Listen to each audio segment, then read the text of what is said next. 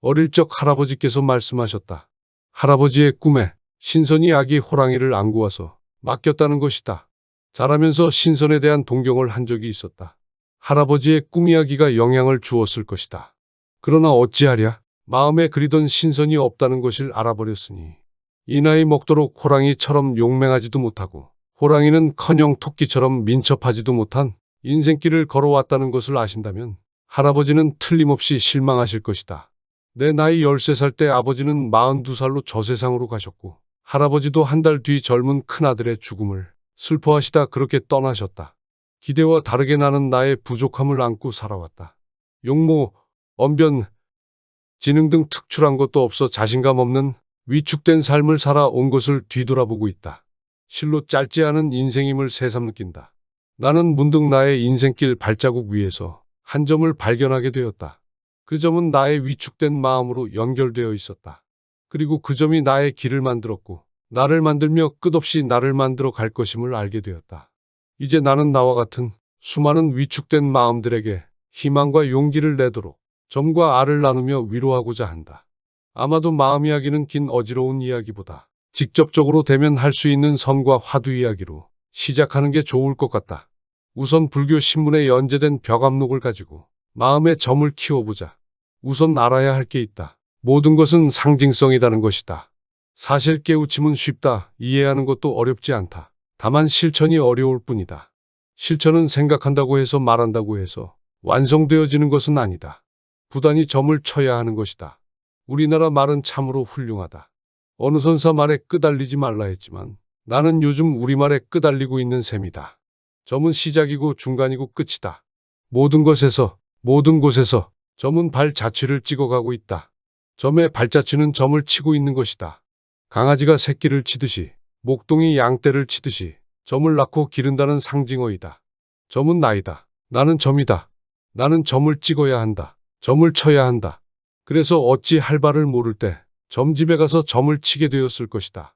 점은 상징성이다. 점은 티끌 속으로 들어갈 수도 있고 우주로 빅뱅되어 질 수도 있다. 나라는 점의 상징성을 품고 선과 화두라는 세 개의 벽암록의 알로 들어가서 그들의 언어들을 녹여보자. 1. 불교신문에 연재된 벽암록의 알 속으로 목숨을 던져서 그 의심에 들어가야만 참된 자성을 볼 수 있다. 벽암록은 대표적인 선어록 중 하나이다. 선어록과 만나기 위해서는 선에 대한 이해가 되어야 하고 또 참선 수행하는 방법을 알아야 한다. 선어록은 지식을 전달하기 위한 것이 아닐 뿐만 아니라 직접 몸으로 부딪혀 들어가지 않으면 아무 소용이 없기 때문이다. 벽암록 100칙의 선문답 가운데 어느 하나라도 자신과 인연이 되는 것이 있다면 거기에 목숨을 던져 의심에 들어가야만 참된 자성을 볼 수 있기 때문이다. 불교는 부처님의 마음과 행을 보여주는 가르침이며 그 가르침을 통해 스스로도 부처가 되게 하려는 종교이다. 그러므로 불교에서는 단순히 학문적으로 접근하는 것을 기특하게 보지 않는다. 부처가 되는 것이 쉽지 않으므로 처음에는 부처님을 닮는 것으로 시작하다가 결국에는 부처가 되는 것만을 참답게 여긴다. 2. 선과 교. 흔히 선은 부처님의 마음이요 교는 부처님의 말씀이라고 한다. 다시 말해 선은 곧바로 부처님의 마음과 만나려는 행위이고 교는 부처님의 마음을 설명한 것이면서 동시에 그 마음을 찾아가는 방법을 설명한 것이다. 깨닫기 전에는 아무도 부처님의 마음을 알 수 없다. 부처님의 마음을 만나겠다고 무조건 좌선만을 한다면 길을 잘못 들기 십상이기에 교를 겸해야 한다. 또 설명 듣는 것에만 만족하여 경론을 이론적으로만 연구하면서 부처님의 마음을 만나려 나서지 않으면 뜬구름만 붙들고 있는 격이니 선을 겸하지 않으면 안 된다. 실제로 수행을 해보면 선과 교 둘은 떨어져 있는 것이 아님을 알게 된다. 3. 선의 전례와 가나선의 확립. 석가모니 부처님은 3번에 걸쳐 가섭 존자에게 마음을 전하셨다고들 얘기한다. 물론 이것은 후학들에게 의해 정리된 말이다. 그러나 어느 정도 근거를 가지고 얘기하는 것이니 무시할 성질도 아니다. 그렇다고 마음이라는 것이 어떤 물체처럼 전해주고 받을 수 있다는 망상을 일으키면 정말 엄청난 불행이 벌어진다.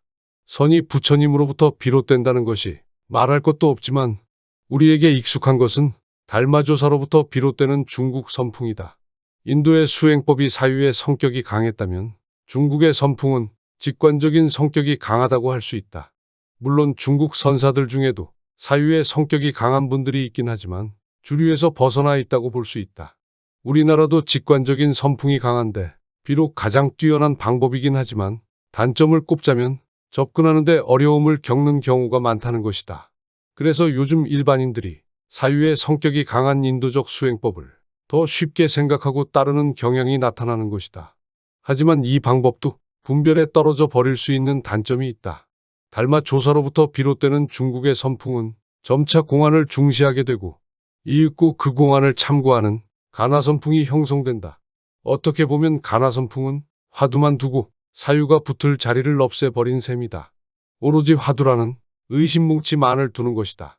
닭이 달걀을 품듯이 그 화두를 품고 가는 것을 가나라고 표현한다. 그러니 더더욱 어렵다고 생각하는 이들이 많을 것이다. 흔히 이를 은으로 된 상과 쇠로 만든 벽이라는 뜻의 은산철벽으로 표현하기도 한다. 언어적인 설명으로도 그 어떤 생각으로도 도저히 통할 수 없어서 오도 가도 못하는 절박한 경계를 일컫는 말이다. 하지만 아무리 강한 벽일지라도 다 허물어지게 되어 있다. 다만 허물어질 때까지 부딪히지 않기에 그 벽을 부수지 못하는 것이다. 4. 화두의 뜻과 공부하기. 화두란 무엇이며 어떻게 공부해야 할까? 화두는 선종에서 고칙, 공안이라고도 한다. 공안은 공부한 독의 약칭으로 옛날 국가에서 확정한 법률안으로서 국민이 준수해야 할 사안을 뜻하는 말이다.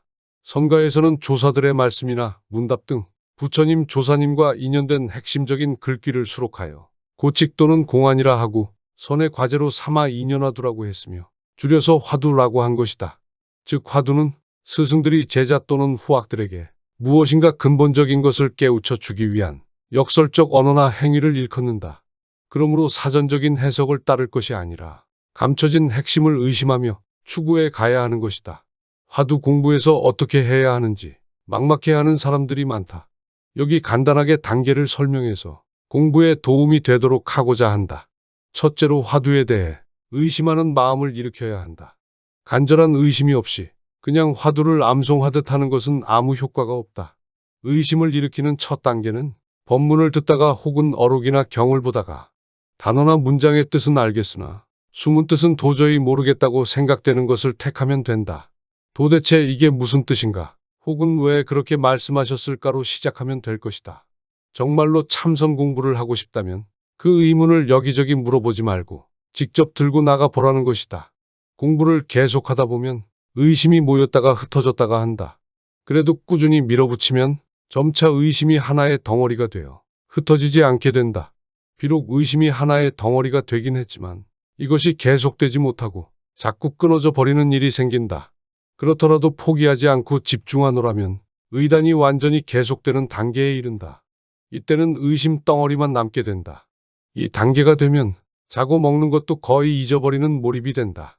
의심 덩어리만 남은 상태가 지속되다가 어느 순간 더 이상 언어나 생각이 미칠 수 없는, 오갈 수 없는 경계가 된다. 앞으로 가려 하나 문이 없고 물러나려고 하나 길이 사라져 버린 것이다. 은산철벽의 상태가 지속되다가 기연을 만나면 은산철벽이 무너지고 모든 것이 환하게 드러나는 깨침의 경지에 이른다. 5. 소문의 얇은 알을 깨고 나오며 불교가 나에게 준 은혜는 이루 말할 수 없다. 그러나 지금의 불교는 불교가 아니다. 석가모니 부처님은 고통에 대해 말씀하셨다. 그러나 선과 화두에는 석가모니 부처님은 없다. 알아야 할 것은 모든 것의 상징성은 변한다는 것이다.